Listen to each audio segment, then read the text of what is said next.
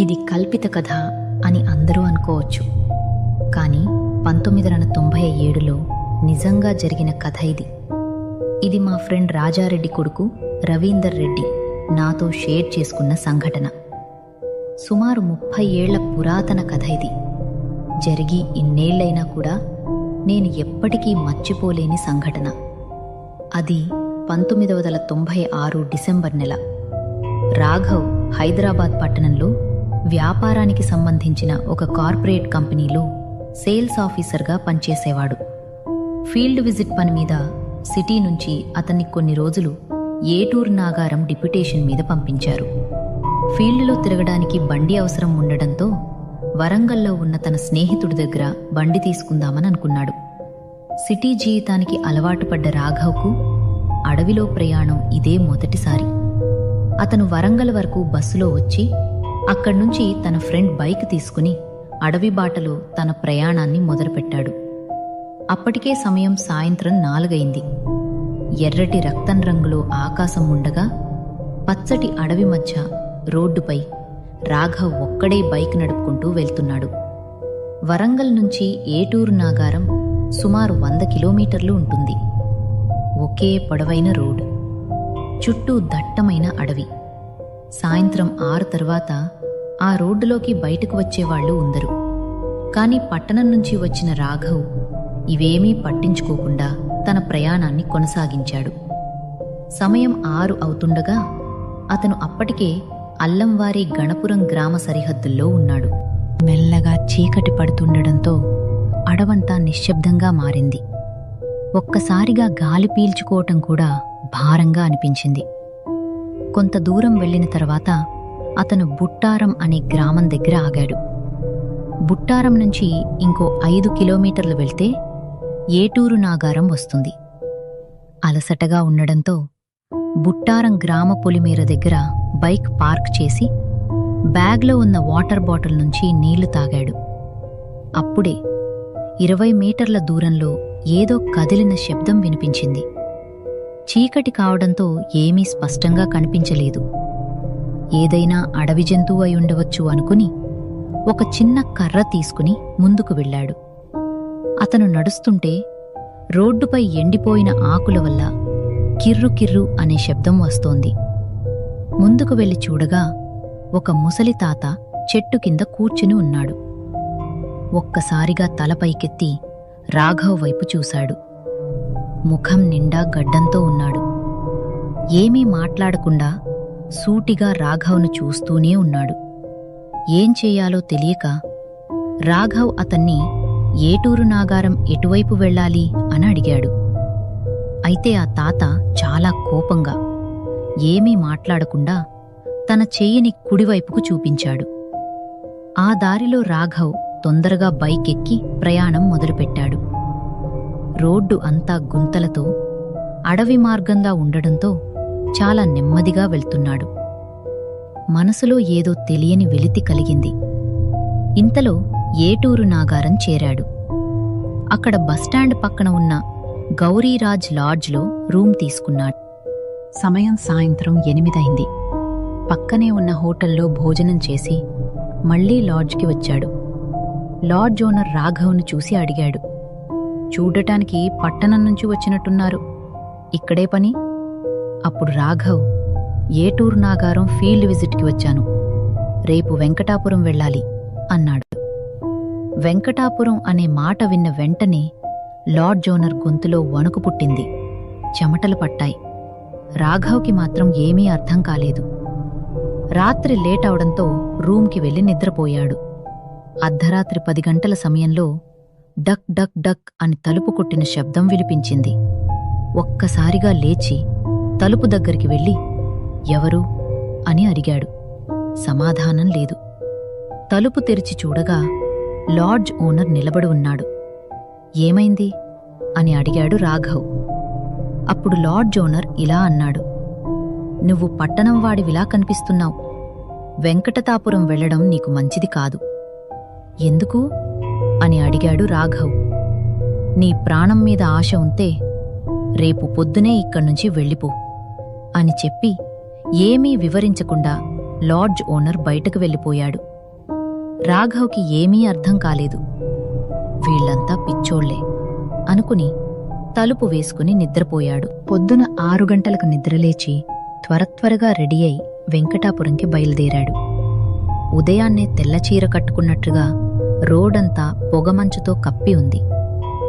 ఈటూరు నాగారం నుంచి వెంకటాపురం సుమారు 30 కిలోమీటర్లు కావడంతో బండి కొంచెం వేగంగా నడిపాడు. ఆ మంచులో రోడ్ సరిగ్గా కనిపించలేదు. ఒక్కసారిగా బండి టాక్ అని ఏదో గుద్దుకుంది. సడన్గా బండి పక్కన ఆపాడు. చూస్తే ఒక పెద్ద గబ్బిలం తన బైక్ టైర్ కింద పడి చనిపోయింది.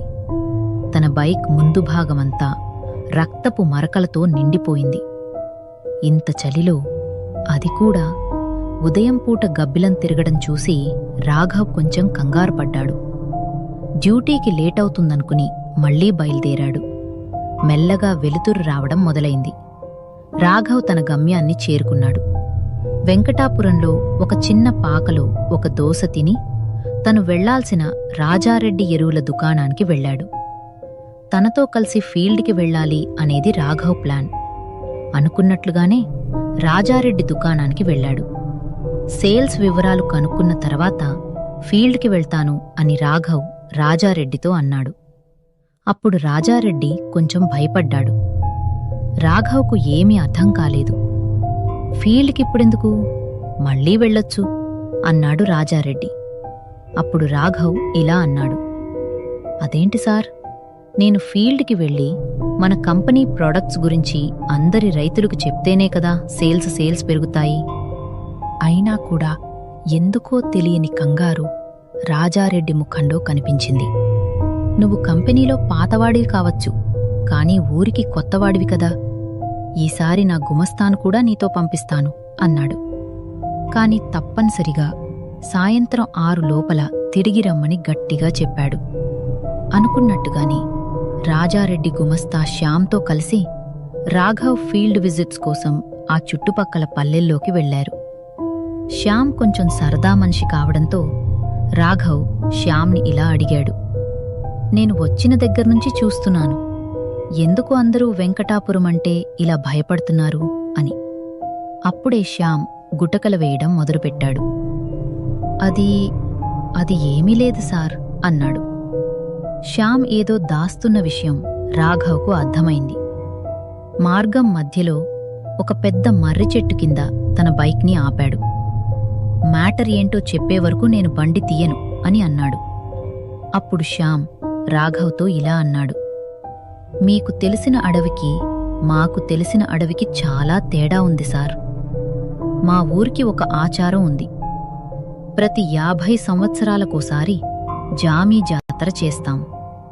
ఇంతలో పక్కనే గ్రామస్తులు రావడంతో శ్యామ్ మౌనంగా ఉండిపోయాడు. ఆ గ్రామస్తుల చేతుల్లో పెద్ద గొడ్డళ్ళు, తలపై పెద్ద గడ్డిదిండులు ఉన్నాయి.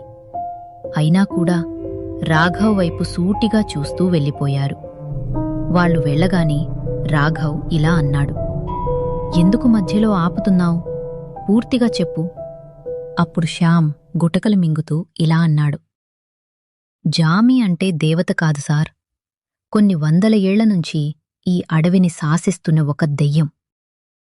జామీ అనుమతి లేకుండా ఇక్కడ అడవిలో ఈగ కూడా కదల్దు అన్నాడు. అప్పుడు రాఘవ్ ఇలా అన్నాడు, ఏంటి ఈ బుల్షిట్? ఈ రోజుల్లో కూడా ఈ దెయ్యాల గోలేంటి? పిచ్చి కాకపోతే. అప్పుడు శ్యామ్ ఇలా అన్నాడు, పట్టణంలో ఉండేవాళ్లకు ఇవి ఏమి తెలుస్తాయి సార్? జామీ సంగతి మాకు తెలుసు. ఒక 400 సంవత్సరాల క్రితం ఈ ప్రాంతం మొత్తం వివిధ రకాల కోయ దొరల ఆధీనంలో ఉండేది. అప్పుడే ఎక్కడ్నుంచి వచ్చిందో తెలీదు కాని జామీ అనే ఒక చిన్న పిల్ల వేరే ఊరినుంచి వచ్చి ఇక్కడ బ్రతకడం మొదలుపెట్టింది. జామీ ఎప్పుడూ ఎవరితో ఎక్కువగా మాట్లాడేది కాదు. కాళ్లకు ఇత్తడి కడియాలు, కళ్లకు పెద్దగా కాటుక పెట్టుకుని ఉండేది. జామీ చాలా అందంగా ఉండడంతో చాలామంది ఆమె మీద ఇష్టం పెంచుకున్నారు. ఆమె ఎప్పుడూ ఒక గబ్బిలాల చెట్టు కింద కూర్చుని ఉండేది. ఆమెకు గబ్బిలాలు అంటే చాలా ఇష్టం. అది ఒక అమావాస్య. ఊరంతా తమ తమ గుడిసెల్లో ఉండగా జామీ మాత్రం తన ప్రియుడు హీరాని కలవడానికి వెళ్ళింది. హీరా మరియు జామీ వేరువేరు జాతులు కావడంతో వాళ్ళిద్దరూ మాట్లాడుకోవడం చూసిన గూడెం పెద్దలు హీరాను జామీ ముందే గొడ్డళ్లతో నరికి చంపారు. తన ప్రియుడు తన కళ్లముందే చనిపోవడంతో ఆ బాధ తట్టుకోలేక అక్కడే ఉన్న గబ్బిలాల చెట్టుకు ఉరివేసుకుని జామీ చనిపోయింది. జామీ కథ ఇంతటితో ముగిసిందని తీవ్రమైన కసితో మరియు కోపంతో చనిపోయిన జామీ ప్రేతాత్మగా మారింది. అది అమావాస్య. రాత్రి 1 గంట సమయం. అంతా నిద్రపోయిన వేళ ఊరి పెద్ద ఇంటి లోపల నుంచి నెత్తురు దారగా రావడం కాపరి గమనించాడు. భయంతో మెల్లగా తలుపువైపు నడుచుకుంటూ వెళ్ళాడు. ద్వారం దగ్గరకు రాగానే తాను చూసిన దృశ్యానికి తాను నిర్ఘాంతపోయాడు. జామీ చనిపోయిన తరువాత కథ అక్కడితో ముగిసిందని ఊరంతా అనుకుంది. కాని అది పెద్ద తప్పు. తీవ్ర కోపంతో, తీరని పగతో చనిపోయిన జామీ ఆత్మ ప్రశాంతంగా ఉండలేదు. ఆమె శరీరం మట్టిలో కలిసిపోయినా ఆమె కోపం మాత్రం అడవిలోనే మిగిలిపోయింది. అమావాస్య రాత్రి మొదలైనప్పటినుంచి అడవిలో గాలి కూడా భయంగా వీచేది. చెట్ల మధ్య నుంచి గబ్బిలాల రెక్కల శబ్దం వినిపించేది. ఎవరో వెనక నుంచి చూస్తున్నట్టుగా అనిపించేది కాని తిరిగి చూసినా ఎవరూ కనిపించేవారు కాదు. ఒక అమావాస్య రాత్రి ఊరి చివర ఉన్న గుడిసెలో నుంచి ఒక్కసారిగా అరుపు వినిపించింది. ఆ శబ్దం అడవంతా మార్మోగింది. బయట కాపలాగా ఉన్న వ్యక్తి కిటికీలో నుంచి లోపల చూసిన క్షణంలోనే భయంతో స్పృహ కోల్పోయాడు. గుడిసె లోపల నల్లటి చీర కట్టుకుని, పొడవాటి జుట్టు ముఖాన్ని పూర్తిగా కప్పేసుకుని జామీ గ్రామ పెద్ద గొంతుపై కూర్చుని ఉంది.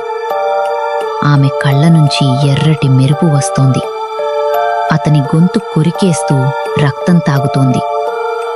రక్తపు చుక్కలు నేలపై పడుతుంటే గుడిసెలో వెలుగు ఒక్కసారిగా ఆరిపోయింది. ఆ రోజు నుంచి ప్రతి అమావాస్య రాత్రి ఒకే దృశ్యం. ఎవరో ఒకరి గుడిసెలోకి జామీ ప్రవేశించేది. తెల్లవారేసరికి అక్కడ మిగిలేది కళ్ళులేని తల మాత్రమే. మిగతా శరీరం అడవిలో ఎక్కడో మాయమైపోయేది. అడవిలోకి వెళ్లిన వాళ్లు తిరిగి రావడం మానేశారు. ఒకవేళ ఎవరి శవం దొరికినా అది ముక్కలు ముక్కలుగా ఉండేది. అడవి మధ్యలో చెట్లకు అంటుకున్న రక్తపు మచ్చలు కనిపించేవి. భయంతో ఊరి ప్రజలు పండితులను పిలిపించారు. ఎన్నో పూజలు మంత్రాలు చేశారు. చివరికి ఒక ముగ్గులో జామీ ఆత్మను కూర్చోబెట్టగలిగారు. కాని ఆమె శక్తి చాలా ఎక్కువగా ఉండటంతో పూర్తిగా ఆపడం ఎవరివల్లా కాలేదు. అందుకే పండితులు ఒక ఒప్పందం చేశారు. ప్రతి 50 సంవత్సరాలకు ఒకసారి జామీ ఒక మనిషి ప్రాణం తీసుకుంటుంది. అలా చేస్తే మిగతా ఊరిని వదిలేస్తుంది. ఆ ఒప్పందం తర్వాత కొంతకాలం నిశ్శబ్దం ఏర్పడింది. ఏళ్ల తర్వాత మళ్లీ అమావాస్య దగ్గర పడింది. ఊరంతా భయంతో వణికిపోయింది. ఎవరు బయటికి రావడం లేదు. రాత్రి అడవిలో గబ్బిలాలు అసహజంగా అరుస్తున్నాయి. అదే సమయంలో రాఘవ్ మరియు శ్యామ్ ఫీల్డ్ పనుల కోసం అడవి మార్గంలో ప్రయాణిస్తున్నారు. చుట్టూ పూర్తిగా నిశ్శబ్దం. బైక్ శబ్దం తప్ప ఇంకేమీ లేదు. రోడ్డు పక్కన చెట్ల నీడలు మనుషుల్లా కదులుతున్నట్టు అనిపించాయి. అప్పుడే రోడ్డు పక్కన ఒక పాత చెట్టు కింద కూర్చుని ఉన్న ముసలమ్మ కనిపించింది. ఇద్దరూ బైక్ ఆపి ఆమె దగ్గరకు వెళ్లారు. అమ్మా, ఇక్కడ దెయ్యముందనంటున్నారు, నిజమేనా అని అడిగారు. ముసలమ్మ నెమ్మదిగా తల ఎత్తి చూసింది. ఉంది అంది. ఇది దెయ్యం కాదు, జామీ. జామీ తాను చంపే వాళ్ళ దగ్గర ముందే వస్తుంది. అమావాస్యకి ఒకరోజు ముందు కలలో వస్తుంది. చిన్న పిల్లలా ఉంటుంది. చేతిలో నల్ల గబ్బిలం పట్టుకుని ఉంటుంది. ఆ కల ఎవరికొస్తుందో ఆ ప్రాణం పోవడం ఖాయం. ఆ మాటలు విన్న రాఘవ్, శ్యామ్ ఒకరినొకరు చూసుకున్నారు. ముసలమ్మ మరింత దగ్గరికి వచ్చి మెల్లగా అంది, ఈ విషయం ఎవరికీ చెప్పదు. మీరిద్దరూ విన్నారు కాబట్టి చెప్తున్నా. ఈ అడవిలో జామి నిజంగా ఉంది. ఆమెని ఎవ్వరూ ఆపలేరు. అలా చెప్పి ఆమె తల కిందకి వంచుకుంది. తిరిగి చూసేసరికి ఆమె అక్కడ లేదు. చెట్టు కింద ఖాళీగా ఉంది. ఆ క్షణంలో శ్యామ్ ముఖం పూర్తిగా మారిపోయింది. అతని చెంపల మీద చెమట చుక్కలు పడుతున్నాయి. సార్, నిన్న రాత్రి అచ్చం ఆమె చెప్పినట్టే నా కలలో ఒక చిన్న అమ్మాయి వచ్చింది. చేతిలో నల్ల గబ్బిలం ఉంది అన్నాడు. ఆ మాటలు వినగానే రాఘవ్ గుండె దడ పెరిగింది. శ్యామ్ను కాపాడాలని రాఘవ్ వెంటనే నిర్ణయించుకున్నాడు. ఇప్పుడు సమయం సాయంత్రం 4. రాత్రి పడేలోపే నిన్ను అడవి దాటి పట్టణానికి తీసుకెళ్తాను అన్నాడు. ఇద్దరూ బైక్ మీద బయలుదేరారు. చీకటి నెమ్మదిగా పెరుగుతోంది. రోడ్డుపై లైటు పడితే చెట్ల నీడలు వింతగా వంకరగా కదులుతున్నాయి. గబ్బిలాలు తలలపై తిరుగుతున్నాయి. ముసలమ్మ మాటలు విన్నప్పటినుంచి శ్యామ్ నిశ్శబ్దంగా మారిపోయాడు. అతని గొంతు పూర్తిగా ఎండిపోయినట్టుంది. కొంత దూరం వెళ్లిన తర్వాత బైక్ వెనక కూర్చున్న శ్యామ్ ఒక్కసారిగా రాఘవ్ భుజాన్ని, సార్, నోరెండిపోతోంది, నీళ్లు కావాలి అన్నాడు. చుట్టూ అడవి తప్ప ఇంకేమీ లేదు. అయినా రాఘవ్ బైక్ ఆపాడు. రోడ్డు పక్కన చీకట్లో ఒక చిన్న గుడిసె కనిపించింది. ఆ గుడిసె ముందు ఒక ముసలమ్మ నీటి గిన్నె పట్టుకుని కూర్చుని ఉంది. అమ్మా, నీళ్ళిస్తావా అని శ్యామ్ అడిగాడు. ముసలమ్మ నెమ్మదిగా తల ఎత్తి చూసింది. ఆమె చూపు నేరుగా శ్యామ్ కళ్ళలోకి వెళ్ళింది. ఆ చూపు చూసిన రాఘవ్కు ఒళ్లంతా చలి పుట్టింది. గుడిసెలోకి రా, లోపల నీళ్లున్నాయి అంది ముసలమ్మ. రాఘవ్ ఏదో అనబోయేలోపే దాహంతో ఉన్న శ్యామ్ బైక్ దిగిపోయి గుడిసెలోకి వెళ్ళాడు. లోపల నుంచి నీళ్లు పోసుకునే శబ్దం వినిపించింది. గిన్నె నేలపై పడిన శబ్దం. ఆ తర్వాత పూర్తిగా నిశ్శబ్దం. కొద్ది క్షణాల తర్వాత శ్యామ్ బయటకు వచ్చాడు. అతని మొహం చాలా ప్రశాంతంగా ఉంది. దాహం పూర్తిగా తీరిపోయినట్టు. కాని అతని కళ్ళలో మాత్రం ఏదో ఖాళీ. పోద్దాం సార్ అన్నాడు. రాఘవ్కు ఏదో తేడాగా అనిపించింది. శ్యామ్ మాటల్లో ఉష్ణం లేదు. స్వరం చాలా మృదువుగా మారిపోయింది. అయినా సమయం ఎక్కువ కావడంతో రాఘవ్ బైక్ స్టార్ట్ చేసి ముందుకు దూసుకెళ్లాడు. రాత్రి మరింత గాఢమైంది. అడవి పూర్తిగా నిశ్శబ్దంగా ఉంది. బైక్ అద్దంలో రాఘవ్ మళ్లీ మళ్లీ చూసుకుంటున్నాడు. వెనక కూర్చున్న శ్యామ్ కదలడం లేదు. ఊపిరి తీసుకుంటున్న శబ్దం కూడా వినిపించడం లేదు. చివరికి అడవి సరిహద్దు దగ్గర రాఘవ్ ఒక్కసారిగా అద్దంలో చూసిన దృశ్యం అతని గుండెను ఆపేసింది. వెనక కూర్చున్నది శ్యామ్ కాదు. నల్లటి చీరల్లో, పొడవాటి జుట్టుతో, కళ్లలో ఎర్రటి మెరుపుతో జామీ కూర్చునింది. ఆమె పెదవుల మీద నెమ్మదిగా నవ్వు వచ్చింది. ఆ క్షణంలోనే రాఘవ్కు అర్థమైంది. గుడిసెలోకి వెళ్లిన క్షణంలోనే జామీ శ్యామ్ స్థానం తీసుకుందని. నీళ్లు తాగిన వెంటనే శ్యామ్ ప్రాణం పోయిందని. జామీ శ్యామ్ రూపంలో బైక్ మీద కూర్చుని తనతో పాటు ప్రయాణించిందని. రాఘవ్ గట్టిగా అరిచాడు. బైక్ వేగం ఒక్కసారిగా పెంచాడు. అడవి సరిహద్దు దాటిన క్షణంలో గాలి ఒక్కసారిగా ఆగిపోయింది. వెనక బరువు తగ్గినట్టనిపించింది. తిరిగి చూసేసరికి వెనక ఎవరూ లేరు. మరుసటి రోజు ఉదయం ఫోన్ వచ్చింది. రాత్రి నీళ్లడిగిన ఆ గుడిసెలో శ్యామ్ శవం దొరికిందని చెప్పారు. కళ్ళు లేని తల మాత్రమే అక్కడుంది. అప్పుడు రాఘవ్ ఒళ్ళు వణికిపోయింది. జామీ తన బలిని తీసుకుని మళ్లీ అడవిలో కలిసిపోయిందని అతనికి అర్థమైంది. ఆ రోజు నుంచి ఏటూరు నాగారం అడవి పేరు వింటేనే రాఘవ్ శరీరం జల్లుమంటుంది. ఎందుకంటే అమావాస్య రాత్రి. జామీ ఇప్పటికీ రక్తం కోసం ఎదురుచూస్తూనే ఉంది. ఇలాంటి భయంకర కథల కోసం మా ఛానల్ను సబ్స్క్రైబ్ చేయండి, లైక్ చేయడం మర్చిపోకండి మరియు షేర్ చేయండి.